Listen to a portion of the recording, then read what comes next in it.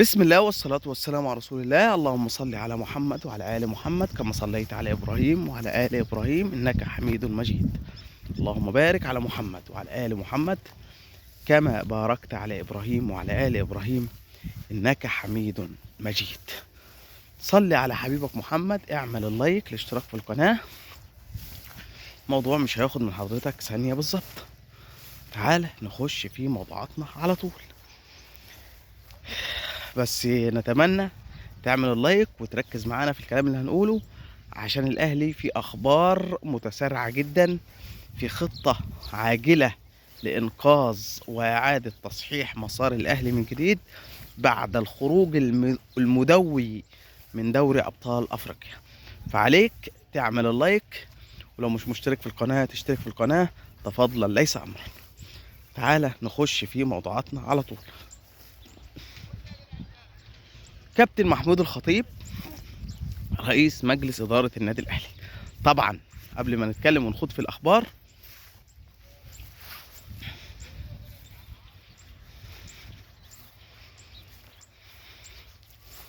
جمهور الأهلي زعلان زعلان، ليه حق إنه يزعل؟ طبعا طبعا طبعا، ومين يقدر يقول غير كده؟ يعني جمهور الأهلي ليه حق إنه يغضب ويزعل من اللي حصل في النادي، من اللي حصل في الخروج المدوي من دوري أبطال أفريقيا. طبعا ليه حق. طيب مجلس الإدارة الكابتن محمود الخطيب بنفسه كلف، ركز بقى قبل ما تسمع بقى الأخبار من سهام صالح ولا من إسلام صادق ولا من محمد فاروق ولا من أحمد شوبير ولا مهيب عبد الهادي ولا إبراهيم فايق ولا إبراهيم عبد الجواد ولا مدحت شلبي ولا سيف زاهر ولا خالد الغندور. بنقول لك الأخبار اهي.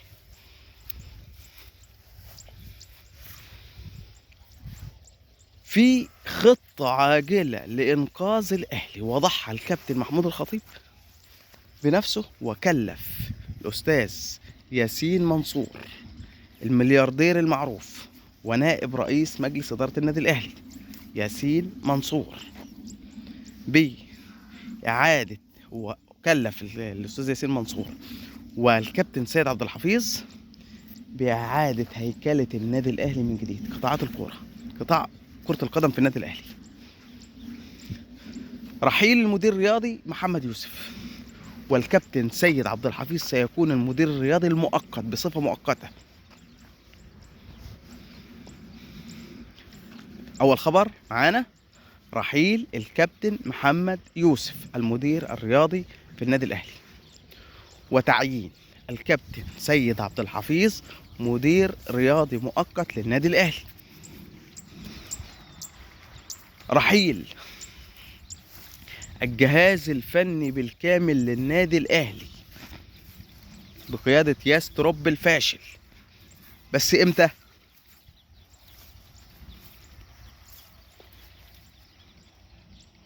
بعد نهاية هذا الموسم.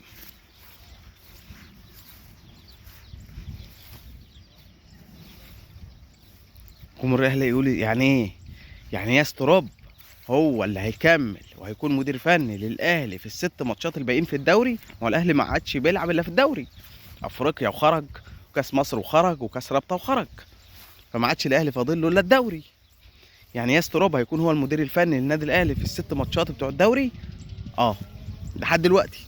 ممكن الأخبار دي بعد ساعة تتغير، ممكن تلاقي بعد ساعة ياسين منصور دفع الشرط الجزائي لياستروب وخلاص خلصت ومشي ياستروب ويجي مدير فني.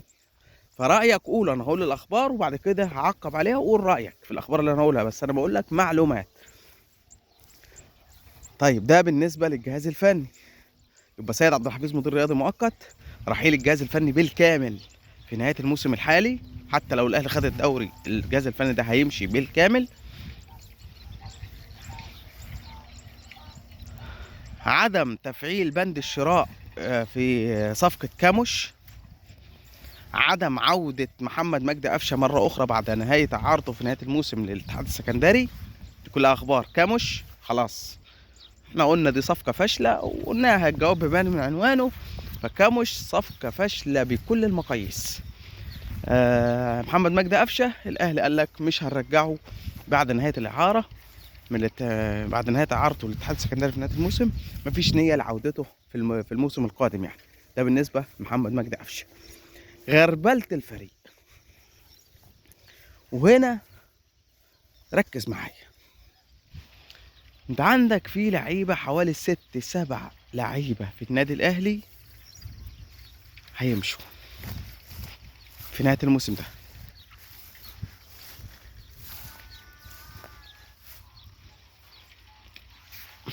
ده غير كاموش. كاموش ده بره الليله.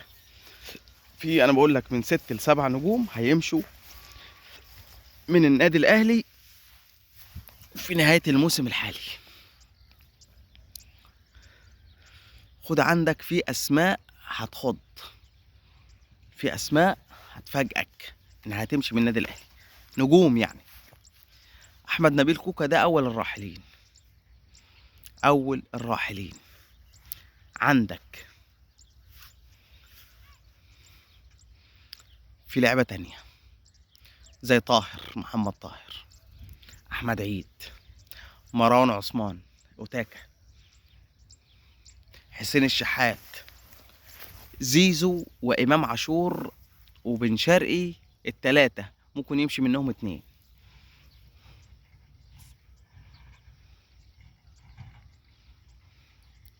واحد يقول امام عاشور وبن شرقي وزيزو ال3 ممكن يمشي منهم 2. ففي هيكلة وغربلة هتتم في كرة القدم، في إعادة تصحيح مسار، في ثورة تصحيح، ثورة تصحيح مسار في الأهلي، سميها كده.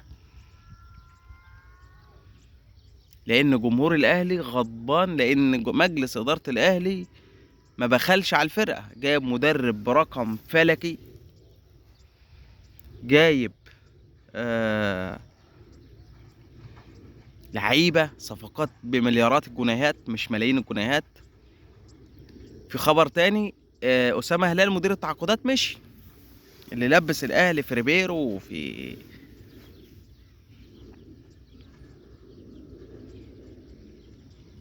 كاموش وفي ريبيرو، وعمل عقود الخزعبلية وعقد كولر الفضيحة. فالأهلي مشى أسامة هلال زي ما قلت لكم قبل كده.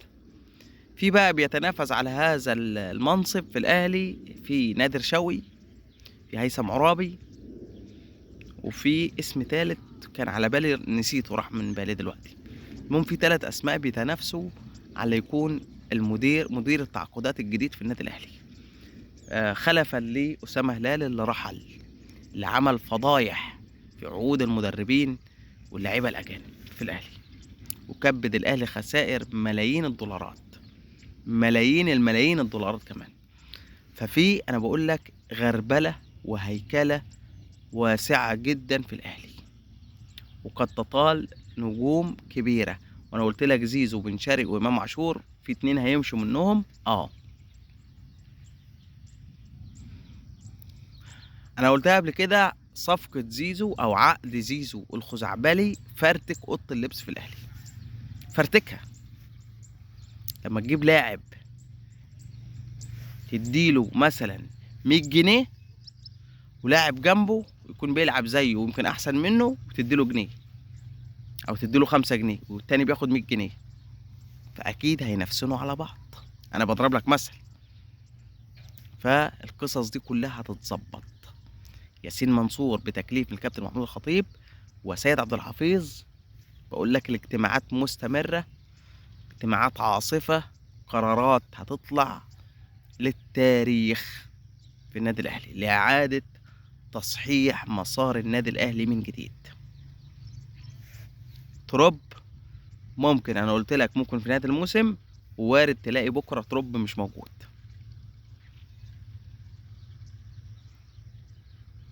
لأن تروب أنا قلت لك مدرب أنظف من الصيني بعد غسيله. السلام عليكم.